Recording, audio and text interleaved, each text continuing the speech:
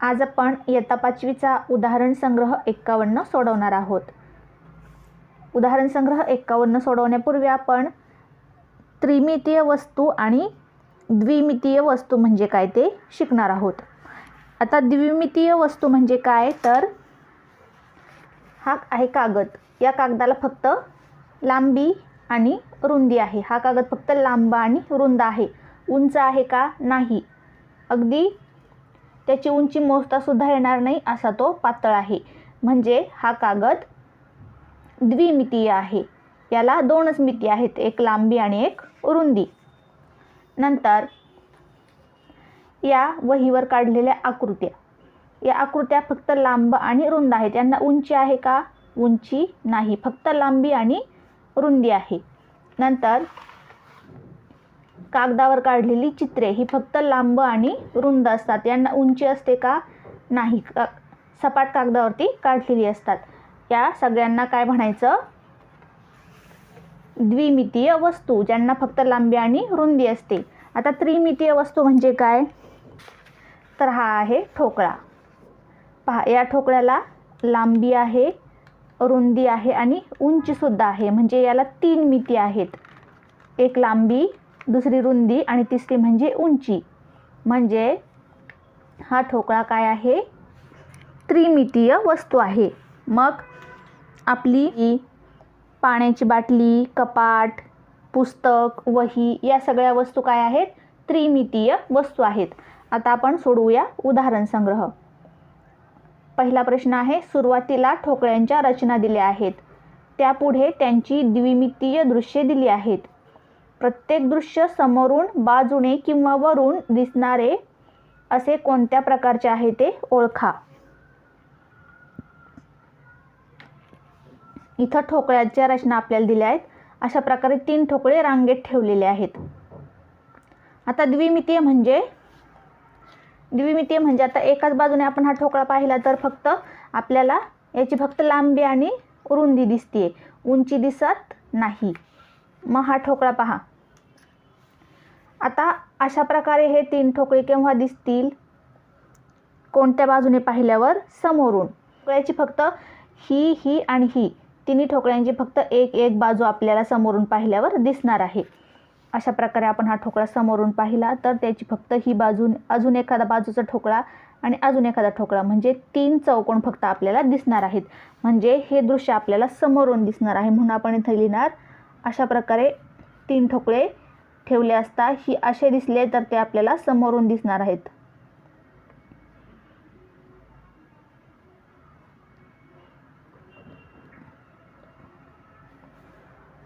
अशा प्रकारे एकच चौकोन आपल्याला कुठून दिसणार आहे? पहा, या बाजूने अशा प्रकारे आपल्याला हा एकच चौकोन दिसणार आहे। म्हणजे बाजूने पाहिलं तर आपल्याला एकच चौकोन दिसणार आहे। नंतर पुन्हा 3 चौकोन असे, हे पहा, वरून पाहिलं तर पुन्हा 3 चौरस आपल्याला इथे ठोकळ्याचे दिसणार आहेत। म्हणजे ही जी आकृती आहे आपल्याला वरून पाहिल्यावर दिसणार आहे। नंतर खालच्या आकृतीमध्ये पहा, 1 2 3 ठोकळे खाली ठेवले आहेत आणि मधल्या ठोकळ्यावर आणखीन एक ठोकळा ठेवलेला आहे। आता असे 3 चौरस आपल्याला कोणत्या बाजूच्या आकृतीतून कोणत्या बाजून दिसणार आहेत? समोरून पाहिलं तर हे हा आणि या वरच्या ठोकळ्याचा सुद्धा एक चौकोन दिसणार आहे। मग वरच्या बाजूने जर आपण पाहिलं तर पहा, हा एक चौकोन, हा एक चौकोन आणि हा एक चौकोन, असे 3 चौकोन आपल्याला वरून पाहिलं तर दिसणार आहेत। म्हणून इथे लिहिणार आपण वरून। फक्त 2 चौकोन आपल्याला कोणत्या बाजूने पाहिल्यावर दिसणार आहेत या आकृतीमध्ये? पहा, इकडच्या बाजूने जर आपण पाहिलं तर हा एक चौकोन आणि ह्या ठोकळ्याचा वरचा हा एक चौकोन, असे 2च चौकोन आपण इकडच्या बाजूने पाहिलं तर दिसणार आहेत। म्हणजे बाजूने पाहिल्यावर आपल्याला 2 चौकोन या आकृतीत दिसणार आहेत, बाजूने। नंतर अशा प्रकारे पहा, समोरून खाली 1 2 3 चौकोन, 1 2 3 आणि वरती एक, म्हणजे वरच्या ठोकळ्याचा एक चौकोन आपण समोरून पाहिलं समोरच्या बाजूने तर या आकृतीमध्ये दिसणार आहे, म्हणून आपण इथे लिहिणार समोरून।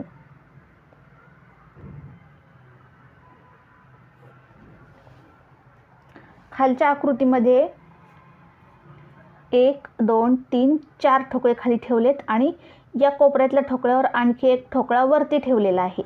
आता अशी आकृती आपल्याला कोणत्या बाजूनी पाहिल्यावर दिसणार आहे पहा. वरतीचा एक ठोकळा आणि खालचे 2 ठोकळे पहा. खालचे 2 आणि वरतीचा 1. या ठोकळ्याची इकडची बाजू आपल्याला दिसेल. इकडून पाहिल्यावर फक्त इकडची बाजू दिसेल आणि खालच्या ठोकळ्यामधील या 2 ठोकळ्यांच्या या बाजू आपल्याला दिसतील. म्हणजे बाजूने पाहिल्यावर अशा प्रकारची आकृती आपल्याला ठोकळ्याची दिसणार आहे.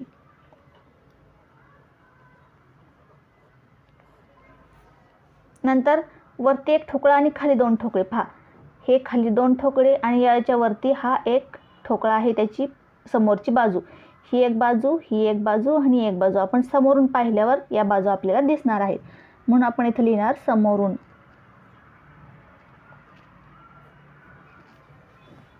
अशा प्रकारे 4 ठोकळ्यांच्या प्रत्येकाचे एक एक बाजू आपल्याला कुठून दिसणार आहेत पहा.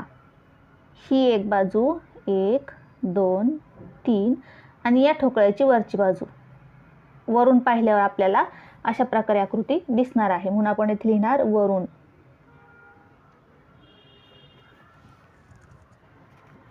आता दुसरा प्रश्न आहे, टेबल, खुर्ची व पाण्याची बाटली या त्रिमितीय वस्तूंची समोरून दिसणारी, वरून दिसणारी आणि बाजूने दिसणारी अशी प्रत्येकी 3 चित्रे कागदावर काढा. आपण एक सारणी तयार केली, त्या सारणीमध्ये आपण चित्र काढणार आहोत.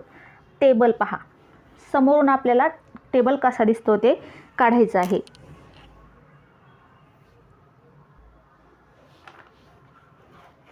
आता टेबलाचा पहा, समोरचा टेबलाचा जो पाट असतो त्याचे फक्त एवढीच जाडी आपल्याला समोरून दिसते. ही आहे त्याची पाटाची जाडी वरच्या. नंतर खाली आपल्याला पाय जे आहेत ते आपल्याला अशा प्रकारे फक्त दिसतात. हे पाय अशा प्रकारे समोरून आपण पाहिला तर टेबल आपल्याला दिसणार आहे. नंतर बाजूने पाहिल्यावर आपल्याला हा टेबल असा रुंद समोरून आपल्याला दिसणार आहे. बाजूने त्याची जी लांबी आहे ती कमी होणार आहे, म्हणजे तो एवढाच आपल्याला दिसणार आहे. आयताकृती असतो ना, समोरची बाजू मोठी आणि बाजूची बाजू छोटी असते, ती एवढीच आपल्याला दिसेल आणि पाय पण आपल्याला या समोरून जसे दिसतात तसेच दिसणार आहेत. अशा प्रकारे हा टेबल आपल्याला बाजूने दिसणार आहे. नंतर वरून आपल्याला टेबलाचे पाय दिसणार नाहीत, फक्त टेबलाचा पाट दिसणार आहे. आयताकृती जो पाट असतो टेबलाचा वरचा,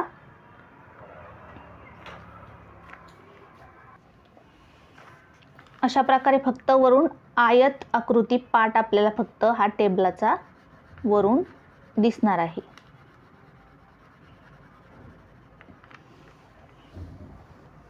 नंतर आपल्याला काढायची आहे खुर्ची. खुर्ची समोरून पहा आपल्याला कशी दिसणार आहे. समोरून वरची पाठ जी टेकवायची जागा असते ती आपल्याला अशा प्रकारे दिसेल. नंतर बसण्याची जी जागा असते ती आपल्याला दिसेल अशी थोडीशीच जाड समोरच्या बाजूने. आणि नंतर दिसणार आहेत आपल्याला पाय समोरच्या बाजूने. फक्त अशा प्रकारे आपल्याला खुर्चीचे पाय दिसणार आहेत. आणि इथे जी पट्टी असते ती सुद्धा समोरच्या बाजूने एवढीच आपल्याला दिसणार आहे. खुर्ची फक्त अशा प्रकारे आपल्याला समोरच्या बाजूने दिसेल. नंतर बाजूने पहा, हा जो वरचा भाग आहे पाट टेकवण्याचा त्याची आपल्याला थोडीशी रुंदी, एवढीच रुंदी आपल्याला दिसेल.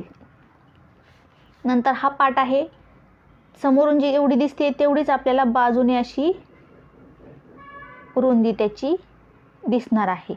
नंतर पाय आपल्याला असे समोरून दिसले होते तसेच दिसणार आहेत.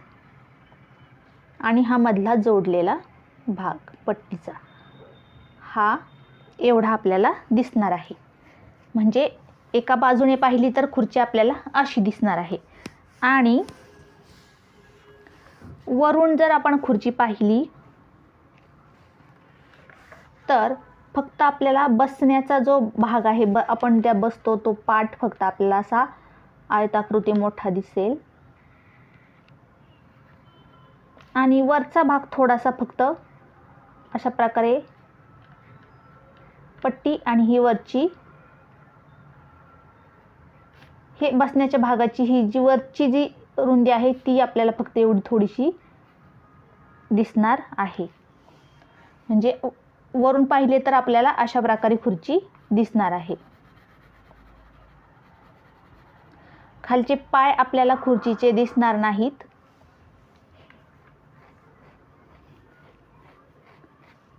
नंतर आपल्याला काढायची आहे पाण्याची बाटली. समोरून कशी दिसणार आहे ती आपण आधी काढूया. समोरून आपल्याला पाण्याची बाटली अशा प्रकारे झाकण, हातीचा गळा आणि खाली अशा प्रकारे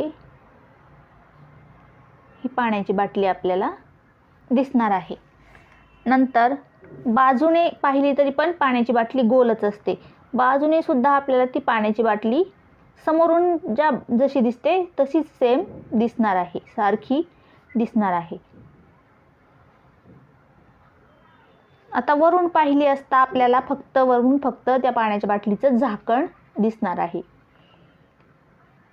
खालची बाजू दिसणार नाही. म्हणजे वरून आपल्याला अशा प्रकारे बाटली दिसणार आहे. अशा